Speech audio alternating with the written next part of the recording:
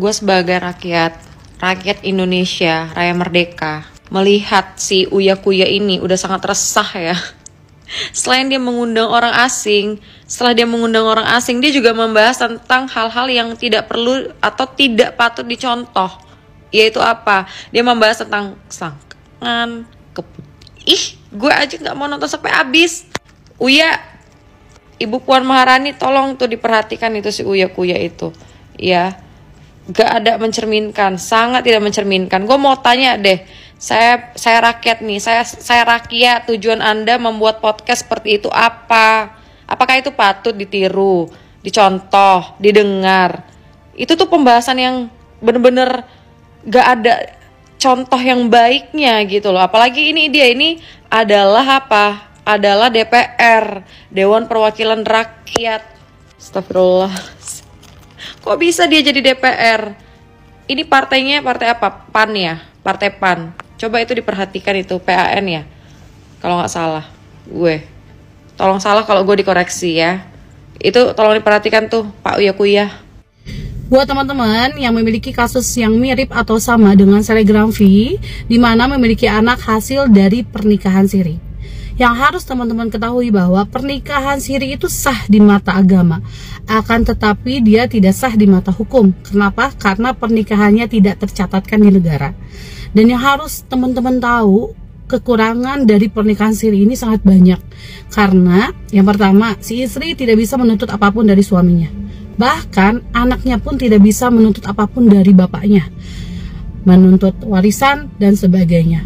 Dan yang lebih kasihan itu ketika akte kelahiran dan kartu keluarga si anak hanya tercatatkan sebagai anak seorang ibu.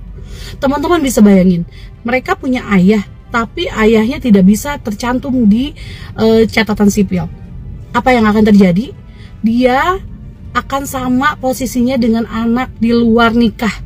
Bayangkan, padahal anak tersebut terlahir dari pernikahan sah secara agama, akan tetapi di sipil anak tersebut sama seperti anak yang terlahir dari luar pernikahan, karena sama-sama tidak bisa mencatatkan nama bapaknya.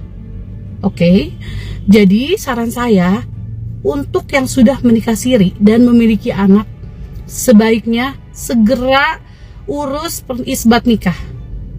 Jangan karena misalnya ada masalah, misalnya si ibu, saya nggak butuh bapaknya, saya bisa membiayai anak saya, dan anak saya nggak usah kenal sama bapaknya. Itu nggak bisa. Kenapa tidak bisa? Kasihan loh anaknya. Yang pertama, anaknya nanti statusnya nggak jelas. Yang kedua, si ibunya juga sama, statusnya nggak jelas. Kenapa statusnya tidak jelas? Karena si ibu ini, dia dibilang janda, bukan, dibilang gadis juga punya anak, jadi status ibunya juga ngegantung gitu loh, ya kan?